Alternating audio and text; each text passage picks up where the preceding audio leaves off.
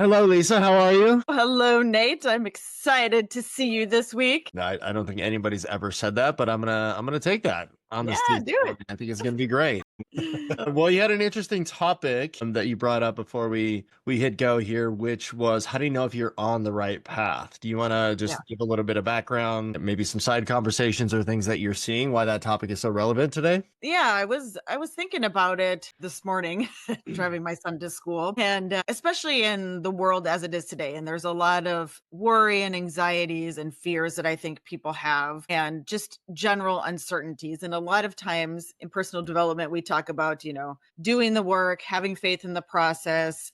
Ultimately the results will come, and I think that's true a lot of the cases, if not most of the cases. But the other side of that is sometimes I question, which is why I'm bringing this topic up, is am I really going in the right direction? When you've done things for so long, when external environments or things feel less predictable than maybe they have historically, how do you know if you should continue down the exact same path, if you should go in a different direction, if you should realign your goals with maybe something slightly differently because you need to take a more conservative approach, let's say, when it comes to your business? And I thought that might be a good topic. And I transparently don't have the answers, but I have things that I use. And I thought that might actually be a great conversation for us to have where we could learn from each other and just share what we've done so far. I think it's a great topic. I would agree. It definitely it is very relevant. I mean, I literally had a conversation right before this call with somebody that's kind of going through some of these growing slash directional pains. And I will agree. I think in full disclosure, this is unique to a person's individual journey. So it's hard to Yeah. say these are the metrics for that. To me, some of this is really subjective. Some of it is really personal as well, how self-aware people are of themselves, because business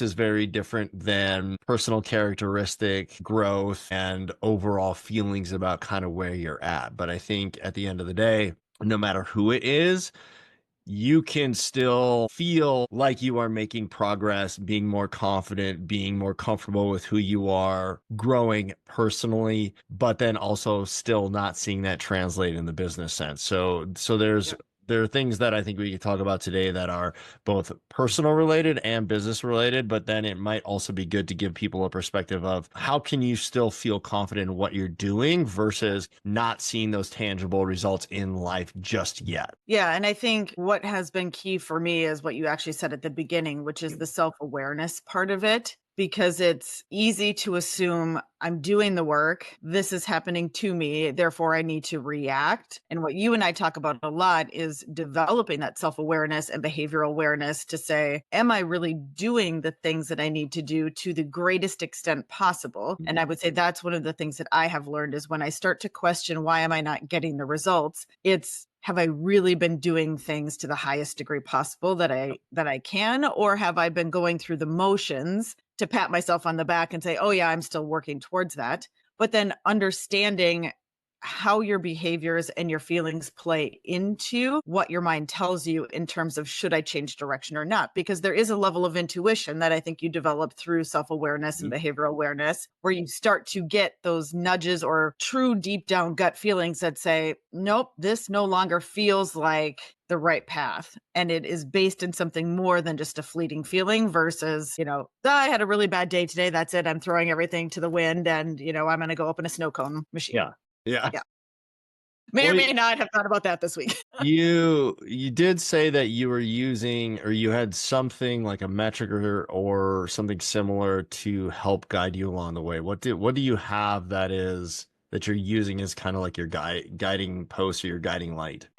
I do a couple of things. I wouldn't call them a metric necessarily as much as check-in points. So obviously every day it's the essential actions list for me. I set my goals at the beginning of the year or 3 years in advance, and I build the essential actions behind it. And so checking in on that list and Mhm. how many I've completed towards what goals, not really on a weekly basis, but monthly and quarterly, I think is that gut check that we need to say, am I really doing the things that I need to do to Yeah. move forward? Because I can fill my list with 8 to 10 things every day, none of them tied to a goal, and then be like, "Well, I don't know if I'm in the right direction." Well, probably not because you're not doing what you need to do. Yeah. So I think that is a tangible metric that people can do, but on the flip side of that is finding the quiet space to think and just understand who you are, what you really want, and how the goals and priorities that you've set in your life align with who you authentically are. And I think that's the part that people really struggle to find at the end of the day because there are so many distractions. So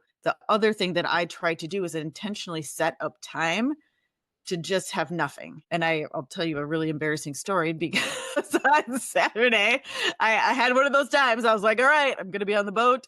I'm not going to have any technology. And I'm just going to let my mind wander and think about things and just do some reflection. I tend to like being outside. I think being in nature really helps in the sunshine. And I have noticed each time I do that, it's actually getting harder to put the technology away because we're becoming more dependent on a society, not only for the dopamine hits, but also the reassurance. Yeah. So did anybody like my LinkedIn post? Okay, maybe that's hitting something there. Or maybe I'll just take a quick picture of this so it can remind me and I'll think about it again later as my mind starts to wander. Yeah. Um, and so I say that one because it is embarrassing that it was actually that hard for me to take like 4 hours and have nothing. But also, I think it's a good reminder for us all of how incredibly important that quiet time is with ourselves Yeah. and to not shy away from it, even if it's hard, because that's really where you understand what your guiding star is. Yeah. Yeah.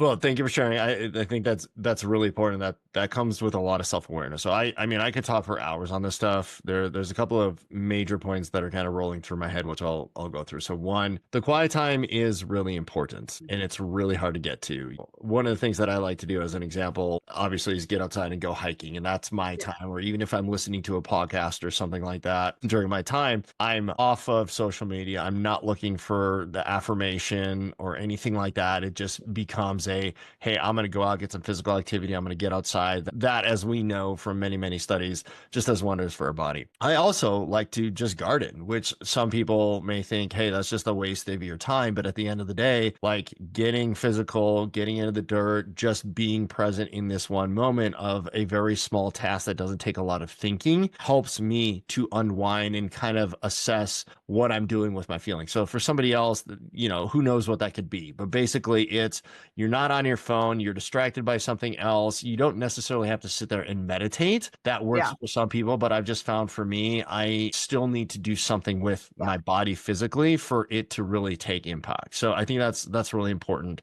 Number one. Number two, I don't hear this discussed as much, and I've been through both sides of this. So I think it's really important for people to understand the money side of things, the finance side of things. This always sounds really great when people are out there talking and be like, go find your passion. And how do you know when you're on the right track? But if you're not financially stable, you need to get yourself into a position where you are financially stable. If you can't pay your bills and you're borrowing from line of credits or you're taking out a loan for all these things and you're not heading in the direction of like where you can feel the light at the end of the tunnel of like, hey, here's how I'm at least stable. Maybe I'm not rolling in dollars, but I'm not losing my ass. My house isn't on the line because of a personal guarantee, or I can't feed my kids, or I can't feed myself. Like you need to go get a job, like get a job to do something to get money in your pocket so you can figure then how to be financially stable. So I want to separate those two because that one for me, when I was just drowning in debt, is very, very hard to concentrate on anything else.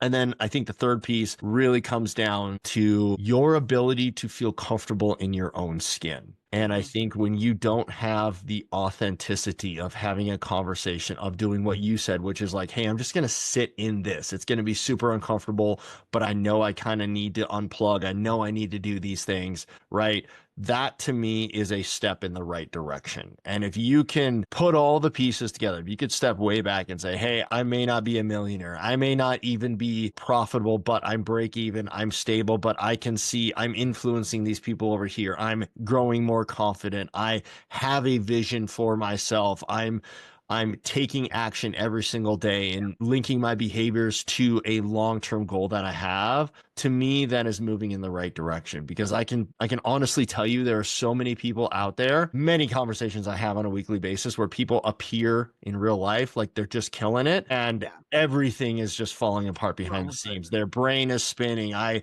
think I'm going to be doing this with my business over here, or I have to borrow money over here because nothing, like I'm not profitable the way I want to, or my personal life is falling, apart.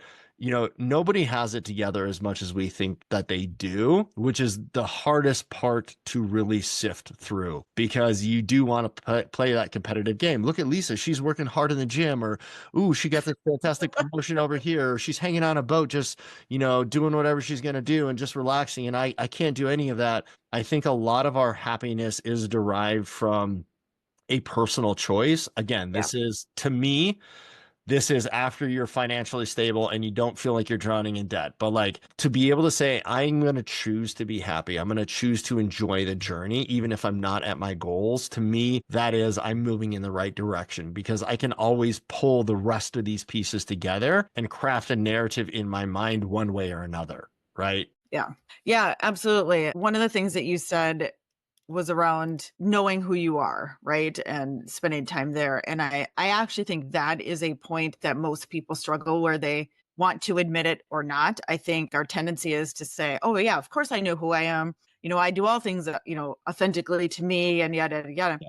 But if you really sat down and looked at it, if you had to sit with yourself and make a decision, most of us would have a hard time not feeling like we needed to ask somebody else. And that could be your spouse, that could be a mentor, that could just be to run it through your group of friends. But to me, when you really know who you are, you have the capability to assess a situation and make a decision independently. You may want feedback from someone that you care about or that is further on the journey, but at the end of the day, you can independently decide which direction you go in for what reasons, and then be okay with the decision that you've made. Yeah. And not feel like you made a wrong decision. And you might learn things. It may not always pan out exactly that way, but I think that to me is where the behavioral awareness, the emotional awareness, and the confidence from doing the work all kind of intersect as you begin to know who you are. And because of the work you've put in and the previous decisions you've made and the confidence that you've built, can independently decide, yes, this is where I need to go and why. I mean,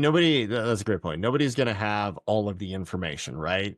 Right. I do this too, so I'm not picking on anybody, but it's like, you see questions posted out there online like, hey, this situation happened to me. What do y'all think? And everybody just chimes in with their own 2 cents. And the context that they have is like the 2 or 3 sentences that you've put together, but that's not the full picture by any means. And sometimes we don't even have all of the information that we need. And so I feel like a lot of life choices, and we're talking about big decisions here. We're not talking about small, what should I have for lunch or what should I have for dinner? But what I have found is it's not always clear leading up to that decision. There are times when there's just a bad season, but it still feels like the right direction. You can put together a Hail Mary, but if your Hail Mary falls apart, to save your business as an example, what are you going to do with that? And so you don't necessarily want to be quick to the draw on a lot of these decisions, in my opinion, but you do want to think through different scenarios and then start asking yourself questions, right?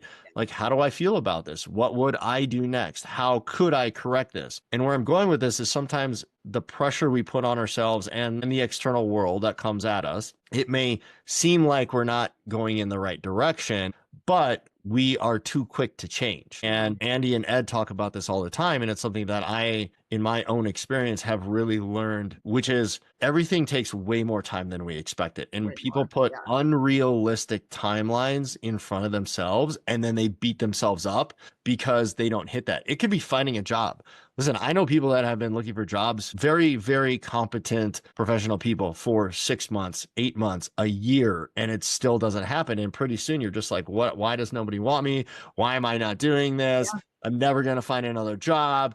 The same thing happens in business, where it's like the business may not be going in the right way, but have you really tried everything? Are you finding leads? Are you actually dialing for dollars? Are you doing your warm and cold outreach every single day to get those leads or to find that business? Or are you just saying like, hey, I put out one ad and I spent $30 and nobody did anything, and Nobody's here. Well, I guess I have a loser of a business. But those are the realistic conversations we had. And what ends up happening then is people, instead of doubling down and saying, hey, I need to try to tweak some of what I see are gaps in my game or my strategy or whatever, it's okay, now I'm on to the next thing, right? And that's where I was saying, Andy and Ed say this all the time. It's like people change every 2 to 3 years and you have no traction on anything. And that's really, really tough. And so sticking it out, being real and having some grace with yourself, and just understanding like, hey, even if it the tangible results aren't there, does my internal dialogue and direction feel right for me? Because if that feels right,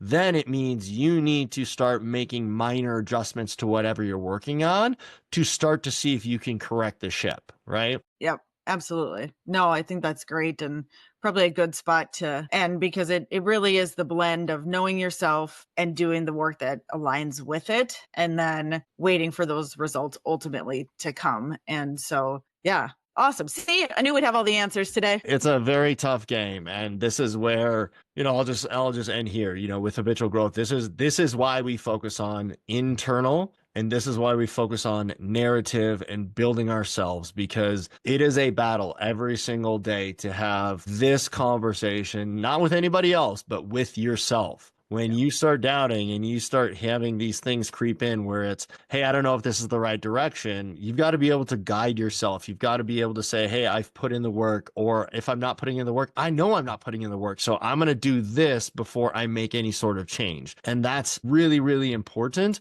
before you start making these major life decisions. So it's a good question. I think a lot of people are going through. I think it's not discussed as much. And so there's plenty more on this topic we can talk about for a future time. Yep. Awesome. Well, have an amazing day. All right, you too. We'll see you later. All right. Thanks, Bye. Nate. All right. Bye.